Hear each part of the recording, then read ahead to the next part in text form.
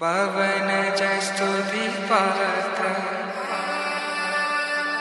పావన చరిత్ర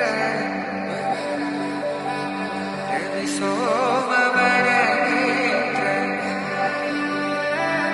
రమణీయ గాత్ర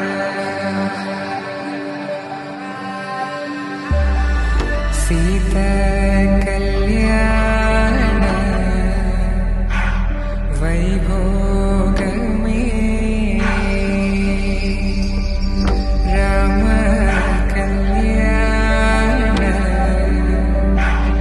వైభోగమే